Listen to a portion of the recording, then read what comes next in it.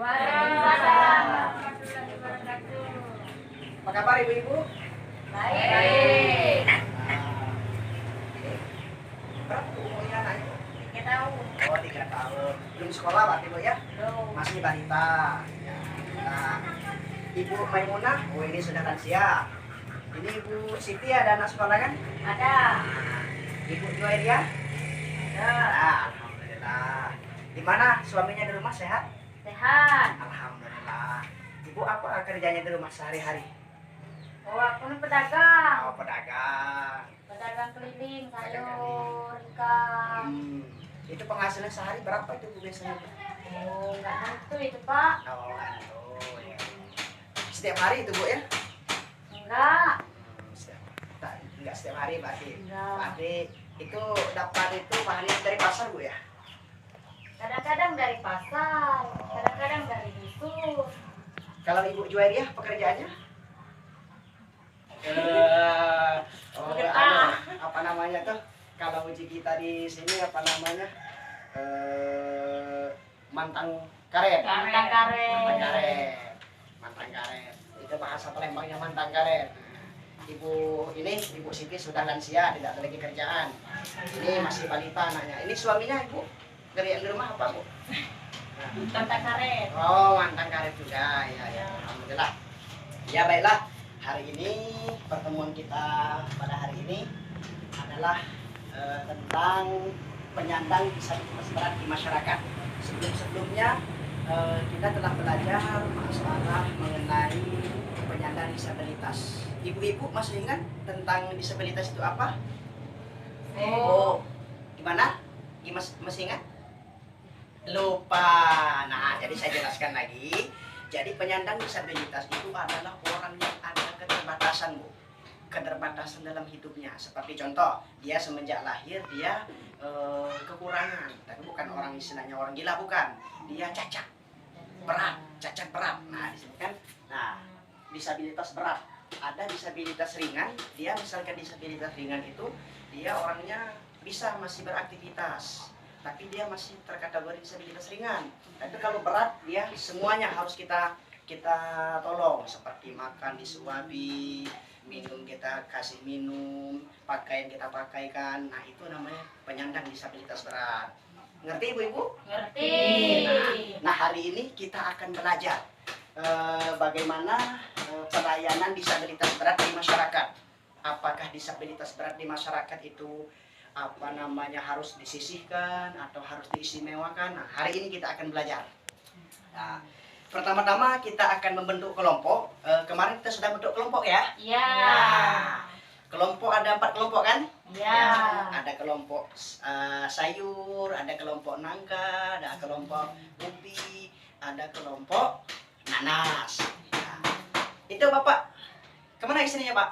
Di rumah. Di rumah. Tapi sehat Pak ya? Sehat. Alhamdulillah. Nah, jadi kelompok ini nantinya kita akan belajar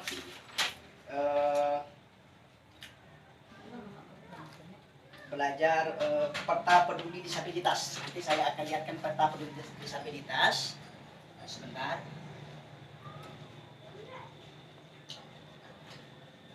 Nah, sebelumnya ibu-ibu sudah ada buku pintar ya?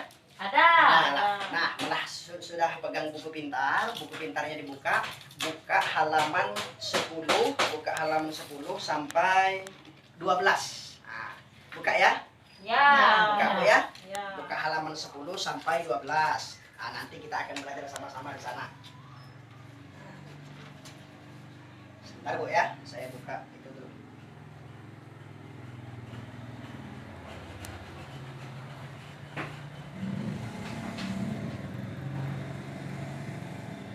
Nah, kembali lagi kita masalah disabilitas berat. Jadi disabilitas berat ini orang-orang yang ada keterbelakangan mental. Di sini ada kriteria-kriterianya. Nah, ibu-ibu perhatikan Bu ya. Jadi yang pertama pelayan disabilitas berat di masyarakat. Yang pertama memudahkan penyandang disabilitas dalam membuat akte kelahiran, KTP, BPJS, kesehatan. Jadi orang-orang yang disabilitas berat ini, dia adalah orang yang istimewa, Bu. Jadi orang yang disabilitas itu bukan orang yang tersisihkan, atau bukan orang yang dia dalam tanda kutip dia tidak dikenali orang, bukan. Bahkan orang disabilitas itu orang yang harus kita bantu. Seperti dia kalau ingin membuat KTP kita bantu, dia untuk membuat kartu BPJS kita bantu. Kemudian memberikan informasi terkait akte kelahiran. Nah, jadi orang disabilitas juga harus dibuatkan akte kelahiran. Supaya apa? Supaya disabilitasnya ada perawatan dari pemerintah. Nah, kemudian memberikan kemudahan bagi disabilitas berat untuk menggunakan sarana prasarana umum di masyarakat. Nah, disabilitas, orang-orang yang penyandang disabilitas, contoh, ada cerita anak nama anaknya itu orang disabilitas tidak punya tangan. Jadi tangannya dua-duanya tidak ada. Dia beraktivitas dengan kaki. Cuman anaknya pintar. Namanya Ketut. Nama anaknya Ketut. Ketut dalam bahasa Jawa menyesal. Jadi orang tuanya menamakan anaknya itu Ketut oleh karena dia itu lahir tidak sempurna. Jadi dinamai anak Ketut. Jadi jangan pernah nama-namai anak seperti itu. Anaknya berhasil mendapat prestasi. Coba dia cuma nulis pakai ini. Nah, pakai kaki. Ia makan pakai kaki. Tapi anaknya sangat pintar. Nah, jadi sekalipun anak kita ada keterbelakangan mental, orang disabilitas berat, jangan kita sepelekan di masyarakat. Dia harus kita berikan ruang. Seperti dia boleh kita arahkan ke masjid, arahkan ke musola, ke gereja, misalkan dia beragama lain dari Islam. Kemudian parkir tempat umum khusus difabel, khusus orang-orang yang seperti itu harus kita bantu. Misalkan dia di parkiran, pembuatan ram atau toilet khusus untuk difabel. Nah, orang-orang yang seperti ini dia memang ada khusus pemakainya. Seperti dia disabilitas ini, WC-nya khusus, tempat-tempat pembuangan air besarnya khusus. Bukan orang-orang sembarangan. Dia adalah orang yang istimewa. Kemudian memberikan kesempatan bagi penyandang disabilitas untuk mengikuti kegiatan di masyarakat. Nah, sama seperti anak yang pintar di Jawa tadi, dia anak sekolah SD dia kan anak sekolah SD kelas 5, tapi dia selalu dapat ranking di sekolahnya.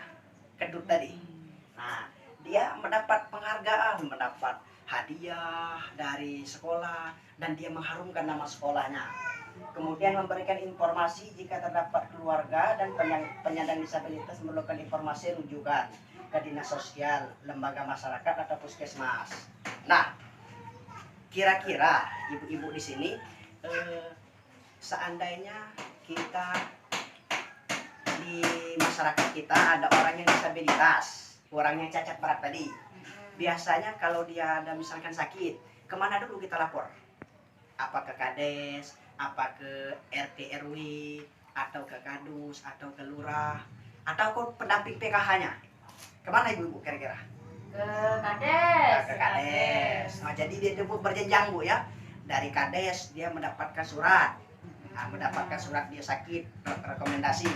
Kemudian dari Kades itu merujuk ke puskesmas. Nah, puskesmas langsung ke rumah sakit. Seandainya dia ada apa-apanya di rumah sakit, dia langsung bersurat lagi ke dinas sosial kota. Nah, ini dinas sosial.